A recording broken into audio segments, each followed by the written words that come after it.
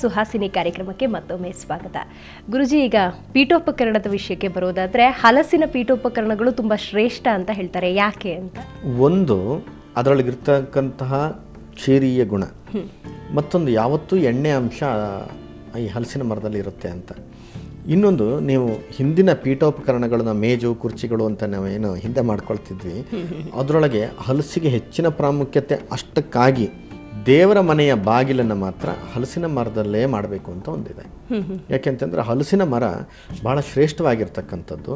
ಆಮೇಲೆ ದೇಗುಲದ ಗುಡಿಗಳನ್ನು ಅಥವಾ ನಿಮ್ಮ ಮನೆಯ ದೇವರ ಮನೆಯನ್ನು ಹಲಸಿನ ಮರದಲ್ಲಿ ಮಾಡಿದ್ರೆ ಅದರೊಳಗಿರ್ತಕ್ಕಂಥ ಕ್ಷೀರೀಯ ಗುಣ ಶಾಂತತೆಯನ್ನು ಮಾಡುತ್ತೆ. ಮತ್ತು ವೈಬ್ರೇಷನ್ ಏನು ಕ್ರಿಯೇಟ್ ಆಗುತ್ತೆ ದೇವಸ್ಥಾನದಲ್ಲಿ ಅಥವಾ ದೇವ ಮಂದಿರದಲ್ಲಿ ಏನು ಕ್ರಿಯೇಟ್ ಆಗುತ್ತೆ, ಅದನ್ನು ಹಿಡಿದು ಶಾಂತತೆಯನ್ನು, ಪಿತ್ತ ಶಾಮಕ ಗುಣ ಇರತಕ್ಕಂಥದ್ದು, ಶೀತಲ ಗುಣ ಇರೋದರಿಂದ ಅದನ್ನು ಹಿಡಿದು ಅದೇ ವೈಬ್ರೇಷನ್ನ ಹೊರಗಡೆ ಕೊಡಲಿಕ್ಕೆ ಈ ಹಲಸಿನ ಮರಗಳು ಬಹಳಷ್ಟು ಹೆಲ್ಪ್ ಮಾಡ್ತವೆ.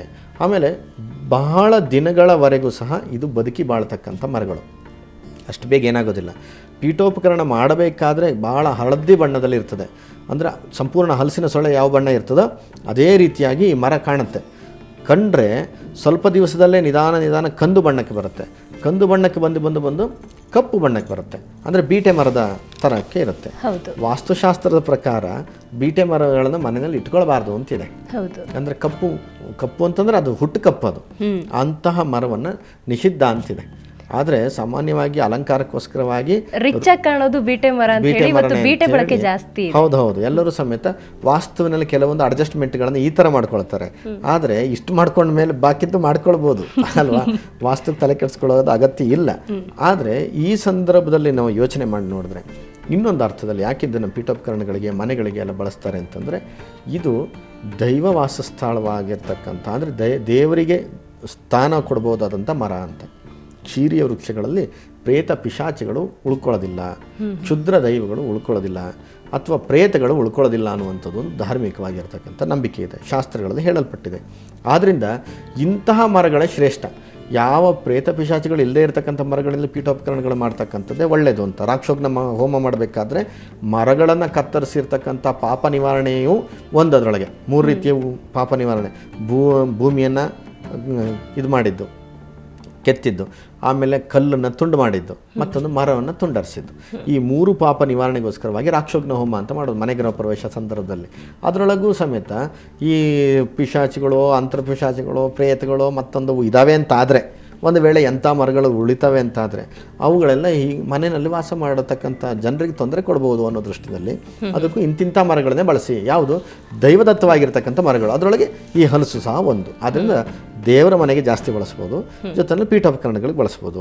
ಇದು ಅಲ್ಲದೆ ಇನ್ನು ಔಷಧಕ್ಕೆ ಪುನಃ ಬಂದರೆ ಈ ಹಲಸಿನ ಹಣ್ಣು ಸಮೇತ ಬಲವರ್ಧಕ ಅಂತ ಹೇಳಿದೆ. ಇನ್ನು ಕಾಯಿಯನ್ನು ಜಾಸ್ತಿ ತಿಂದರೆ ಹೊಟ್ಟೆ ಉಬ್ಬರಿಸ್ಕೊಳ್ಳುತ್ತೆ. ನಾವೀಗ ಕೇವಲ ಒಳ್ಳೆದನ್ನೇ ನೋಡಲಿಕ್ಕೆ ಆಗೋದಿಲ್ಲ, ಕೆಲವೊಂದು ಸಂದರ್ಭದಲ್ಲಿ ಅದರಿಂದ ಆಗ್ತಕ್ಕಂಥ ತೊಂದರೆಯನ್ನು ನೋಡಬೇಕು. ಕಾಯಿನೇ ಜಾಸ್ತಿ ತಿಂದರೆ ಹೊಟ್ಟೆ ಉಬ್ಬರಿಸ್ಕೊಳ್ತಕ್ಕಂಥದ್ದು, ಅಜೀರ್ಣ ಆಗ್ತಕ್ಕಂಥದ್ದು, ವಾತ ಜಾಸ್ತಿ ಆಗ್ತಕ್ಕಂಥದ್ದು. ಹಣ್ಣನ್ನು ತಿಂದರೆ ವಾತ ಕಡಿಮೆ ಆಗುತ್ತೆ, ಪಿತ್ತ ಕಡಿಮೆ ಆಗುತ್ತೆ. ಕಾಯಿಯನ್ನು ತಿಂದರೆ ವಾತ ಜಾಸ್ತಿ ಆಗುತ್ತೆ, ಕೈಕಾಲು ಗಂಟು ನೋವೆಲ್ಲ ಜಾಸ್ತಿ ಆಗುತ್ತೆ. ಅರ್ಧಂಬರ್ಧ ಹಣ್ಣನ್ನೆಲ್ಲ ತಿಂದು ನೋಡಿಬೇಕಿದ್ರೆ ಅದು ಕೈಯೆಲ್ಲ ಜಗತ್ತ ಸಿಕ್ಕಾಪಟ್ಟೆ ಹಿಂಡ್ದಂಗೆ. ಸೀಸನ್ ಬಂತು ಅಂದ ತಕ್ಷಣ ಗಬಗಬ ತಿನ್ನೋ ಪ್ರವೃತ್ತಿನೇ ಜಾಸ್ತಿ. ಹೌದೌದು. ಅದರೊಳಗೂ ನೀವು ಹೇಳಿದಾಗ ಗಬಗಬ ತಿಂದು ಸತ್ತೋಗೋ ಚಾನ್ಸಸ್ ಇರುತ್ತೆ. ಯಾಕೆಂತಂದರೆ ಹಲಸಿನ ಹಣ್ಣಲ್ಲಿ 2-3 ವಿಧಗಳಿದೆ ತಿನ್ನುವಂಥದ್ರೊಳಗೆ. ವಿಧಗಳು ತುಂಬಾನೇ ಇದಾವೆ. ಅದರೊಳಗೂ ಅಂಬಲಿ ಹಣ್ಣು ಅಂತ ಒಂದಿದೆ, ಅಥವಾ ಇಂಬ ಅಂತ ಕರೀತಾರೆ, ಬಿಲ್ವ ಅಂತ ಕರೀತಾರೆ. ಅದೇನಂತಂದ್ರೆ ಬೀಜನೊಂದು ಹಿಂಗೆ ತೆಗೆದ ತಕ್ಷಣನೇ ಪಿಚ್ಕು ಅಂತದ ಹಣ್ಣು ಗುಳುಮ್ ಅಂತ ನುಂಗಬೇಕು. ಅದನ್ನೇ ಜಗಿಲಿಕ್ಕೆ ಬರೋದಿಲ್ಲ. ಜಗಿತಾನೆ ಇದ್ರೂ ಸಹ ರಸ ಬಿಟ್ರೆ ಅದು ಜಗದ ಆಗೋದೇ ಇಲ್ಲ. ತಿನ್ನೋದು ಒಂದು ಕಲೆ ಅಂತ. ಈ ಮುದ್ದೆ ತಿನ್ನೋದು ಬಾಕಿದ್ದವರಿಗೆ, ಮಲೆನಾಡ್ಸೋರಿಗೆ ಮುದ್ದೆ ತಿನ್ನೋಕೆ ಬರಲ್ಲ, ಜಗದ್ ಬಿಟ್ಟು ಹಲ್ಲಿಗೆಲ್ಲ ಅಂಟ್ಕೊಳ್ಳುತ್ತೆ. ಅದೇ ರೀತಿಯಾಗಿ ಮಲೆನಾಡವರು ಈ ಇಂಬದ ಹಲಸಿನ ಹಣ್ಣು ತಿಂತಾರೆ, ಬಯಲುಸೀಮೆಯವರು ತಿನ್ನೋಕ್ಕಾಗಲ್ಲ. ಈ ಮೆತ್ತಗಿರೋ ಹಣ್ಣನ್ನು ವ್ಯಾಪಾರ ಕಡಿಮೆ, ಆದರೆ ರುಚಿ ಜಾಸ್ತಿ ಅದು, ಮತ್ತು ಒಳ್ಳೆಯದು ಸಹ. ಅದನ್ನು ನುಂಗಬೇಕಾದ್ರೆ ಸಿಕ್ಕಾಕೊಳ್ಳೋ ಚಾನ್ಸಸ್ ಇರ್ತದೆ. ಅದಕ್ಕೆ ಹೇಳಿದ್ದು ನಿಧಾನವಾಗಿ ತಿನ್ನಬೇಕು. ಅದರೊಳಗಡೆ ಇರ್ತಕ್ಕಂಥ ದಾಣಿ ಅಂತ ಕರಿತೀವಿ, ಬೀಜ ಅಂತ ಕರಿತೀವಲ್ಲ, ಅದು 2 ಅರ್ಥದಲ್ಲಿ ಬಹಳ ಒಳ್ಳೆಯದು. ಒಂದು ಔಷಧಕ್ಕಾಗಿ, ಇನ್ನೊಂದು ಆಹಾರಕ್ಕಾಗಿ. ಆಹಾರಕ್ಕೆ ಬೀಜವನ್ನು ಸಹ ಬಿಸಾಡಬಾರ್ದು. ಹೇಗೆ ಅಂತಂದರೆ ಅದನ್ನು ನೆರಳಲ್ಲೇ ಒಣಗಿಸ್ಕೊಳ್ಳಿ, ಬೀಜನೆಲ್ಲ ಹಾಗೆ ಇಟ್ಕೊಂಡು ಅವುಗಳನ್ನು ಸುಟ್ಟು ತಿನ್ಬೋದು. ಸುಟ್ಟು ತಿಂದರೆ ನೆಲಗಡಲೆ ತಿಂದಷ್ಟು ಅಷ್ಟು ಚೆನ್ನಾಗಿ ಕಾಣುತ್ತೆ.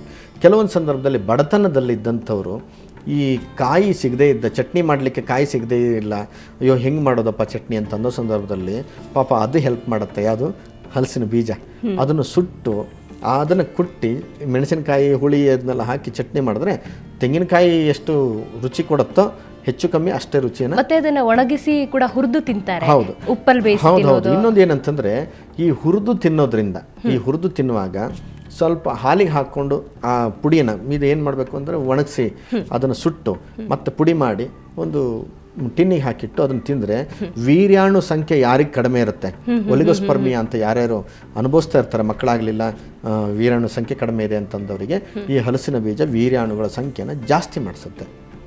ಇದೇ ರೀತಿಗೆ ಹುಣಸೆಹಣ್ಣಿನ ಬೀಜವೂ ಸಹ ಇದೇ ರೀತಿಯಾಗಿ ಮಾಡಿಕೊಂಡು ಹಾಲಿನ ಜೊತೆನಲ್ಲಿ ಸೇವನೆ ಮಾಡ್ತಾ ಬಂದರೆ ವೀರ್ಯಾಣು ಸಂಖ್ಯೆ ಜಾಸ್ತಿ ಮಾಡುತ್ತೆ. ಇನ್ನು ಈ ಸೇಡಿದೆ, ಹಲಸಿನ ಹಣ್ಣನ್ನೆಲ್ಲ ತಿಂದಾಯಿತು. ಈ ಸೇಡು ಅಂದರೆ ಹಲಸಿನ ಹಣ್ಣಿನ ಸೇಡು ಇದೆಯಲ್ಲ, ಆ ದಪ್ಪದ ಕೆಲವೊಂದು ಇರುತ್ತೆ, ಹಲಸಿನ ಸೊಳೆನೂ ಅಲ್ಲ ಈ ಕಡೆ ಎಳೆನೂ ಅಲ್ಲ ಅನ್ನಂಗಿದೆ.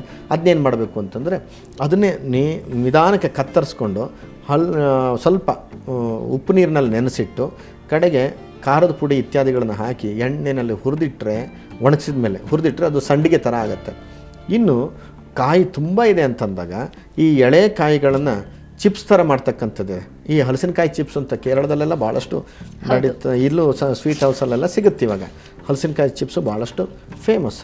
ಅದರೊಳಗೂ ಮಲೆನಾಡಲ್ಲಿ ಏನು ಮಾಡ್ತಾರೆ, ಊಟಕ್ಕೋಸ್ಕರವಾಗಿ ಹಲಸಿನ ಕಾಯಿಯನ್ನು ಸಾರಿಗೆ ಬಳಸ್ತಕ್ಕಂಥದ್ದು. ಎಳೆ ಕಾಯಿಯನ್ನು ಸಾರಿಗೆ ಜೀಗುಜ್ಜೆ ಅಂತ ಹೇಳ್ತೀವಲ್ಲ ಅದೇ ರೀತಿಯಾಗಿ ಬಳಸ್ತಾರೆ. ಅದೇ ರೀತಿಯಾಗಿ ಪಲ್ಯಗಳನ್ನು ಸಹ ಹಲಸಿನ ಪಲ್ಯಗಳನ್ನು ಬೆಳೆಸ್ತಾರೆ. ಅಂದರೆ ಮೇಲ್ಗಡೆಯ ಮುಳ್ಳುನ್ನು ಸಿಪ್ಪೆಯನ್ನು ತೆಗೆದುಬಿಟ್ಟು ಒಳಗಡೆಯ ಇದನ್ನು ಸಾರನ್ನು ಮಾಡೋದು.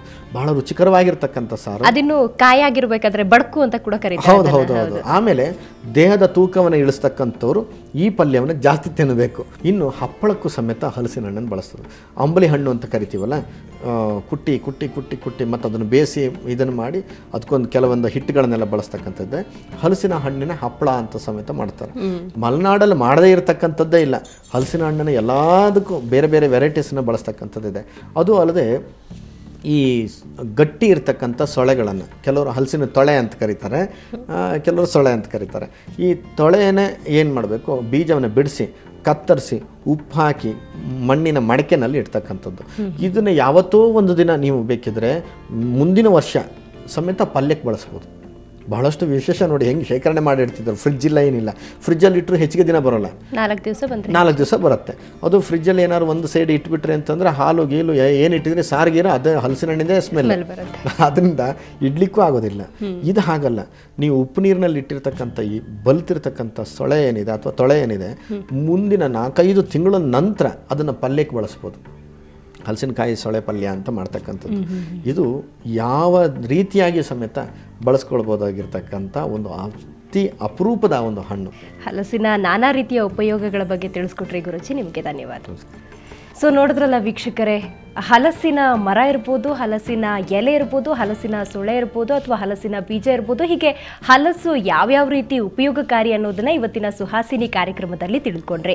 ಇದು ಈ ಹೊತ್ತಿನ ಸುಹಾಸಿನಿ ವಿಶೇಷ. ಕ್ಷಣ ಕ್ಷಣದ ಸುದ್ದಿಗಾಗಿ ನೋಡ್ತಾ